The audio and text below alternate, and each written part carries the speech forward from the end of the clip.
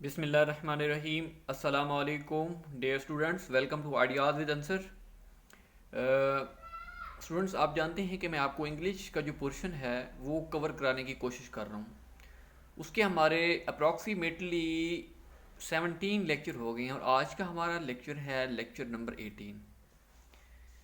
इसमें जो चीज़ मैं आपको बताऊंगा वो है synonym as well as antonyms. अब देखें, वर्ड लिखे हुए हैं यहाँ पे और उसके साथ जो है ना इसके 2 से 3 जो एंटोनिम्स हैं वो भी साथ लिखे गए हैं। अब इसमें जो पहला वर्ड है जो मैं आपसे डिस्कस करना चाहता हूँ वो है ओब्लिवियन। ओब्लिवियन, इसका जो लफ्ज़ी मतलब है, सबसे पहले तो आपको उसका लफ्ज़ी मतलब का पता होना चाहिए कि इस वर्ड का मतलब क्या है। इसका जो मतलब है वो है गायब होना या भूल जाना, ये दोनों मतलब हैं इसके। इसका जो सिनोनिम बनेगा वो है फॉरगेटफुलनेस और आगे है निर्वाणा। ये इसका क्या है? ये इसका सिनोनिम है। और इसका एंटोनिम है वो क्या बनेगा? इसका एंटोनिम वो होगा अवेयरनेस। अवेयरनेस इसका इस वर्ड का एंटोनिम है। इसका जो सिनोनिम है वो फॉरगेटफुलनेस और निर्वाणा। हमारा जो अगला अगला वर्ड है वो है इरेडिकेट। इरेडिकेट मीन्स खात्मा करना, खात्मा, मिटाना। एनिहिलेट, एनिहिलेट, इलिमिनेट, एक्सटर्मिनेट, ये सारे जो है ना इसके क्या हैं? ये सारे इसके सिनोनिम हैं। हमारा जो अगला वर्ड है वो है इम्प्लीकेट। इम्प्लीकेट का जो लफ्ज़ी मतलब है वो है मुलविस, इन्वॉल्व होना, किसी काम में इन्वॉल्व होना। इसको हम इम्प्लीकेट कहते हैं, इन्वॉल्व। वेव, ट्विस्ट भी कहते हैं इसे, ट्विस्ट, ये इसका सिनोनिम है। हमारा जो अगला वर्ड है वो है बैनिश। बैनिश ये है एग्ज़ाइल, मतलब किसी को मुल्क से निकाल देना। इसका लफ्ज़ी मतलब है मुल्क से निकाल देना। एग्ज़ाइल, डिसमिस, एक्सपेल और बाउंस, ये सारे इसके क्या हैं? ये सारे इसके सिनोनिम हैं। हमारा जो अगला वर्ड है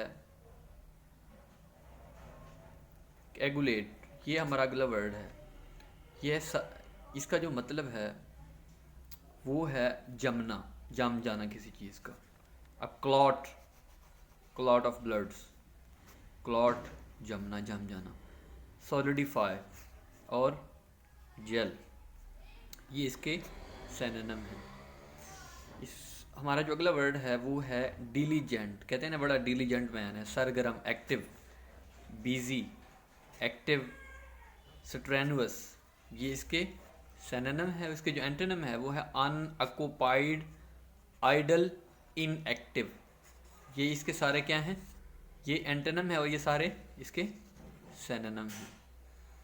हमारा जो अगला वर्ड है वो है अबेस। ये बहुत दफ़ा रिपीट हुआ है पीपीएससी के पेपरों के अंदर। अबेस का मतलब गाली होता है, डिग्रेड करना किसी को, करप्ट, प्रोफेन और डीमोरलाइज, ये सारे इसके क्या हैं?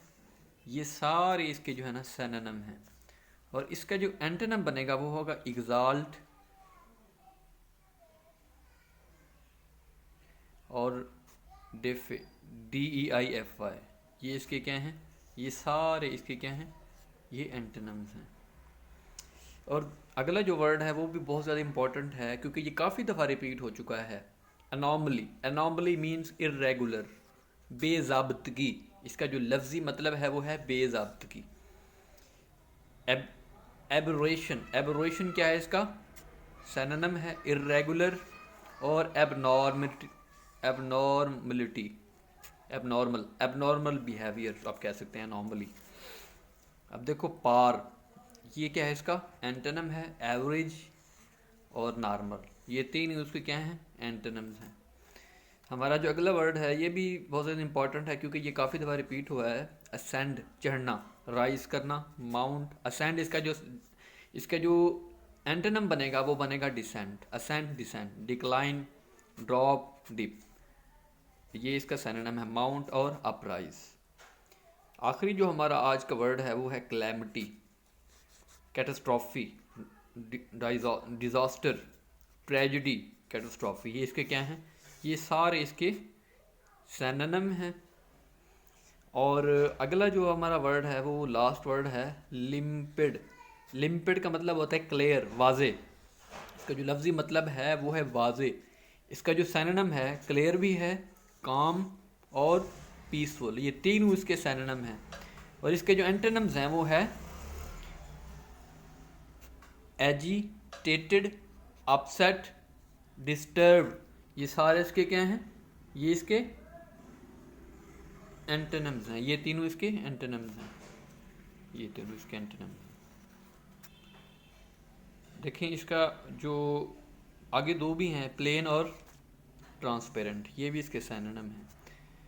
देखिए फ्रेंड्स, आपने ये जितने भी वर्ड्स मैंने आपको बताए हैं ये आपने सारे लिख लेने हैं, क्योंकि जब तक आप खुद इनको लिखते नहीं हैं, इनको मेमोराइज नहीं करते 2 से 3 4, तो ये आपको भूल जाएंगे। लिहाजा आपने इनको बेहतर अंदाज में करना है, क्योंकि 10 से 15 नंबर्स के ये पूछे जाएंगे। ये तहसीलदार के पेपर में पूछे जा सकते हैं, आप में नायब तहसीलदार के भी और सब इंस्पेक्टर के भी। इंशाल्लाह हम नेक्स्ट लेक्चर में मिलेंगे। अगर आपको ये मेरी वीडियो अच्छी लगी हो तो आप इसको लाइक ज़रूर कीजिएगा, इसको शेयर कीजिएगा, और आपने मुझे कमेंट में ज़रूर बताना है कि आपको समझ आ रही है। आप मुझे कुछ सजेशन भी दे सकते हैं। इंशाल्लाह हम नेक्स्ट लेक्चर में मिलते हैं, तब तक के लिए अल्लाह हाफ़िज़।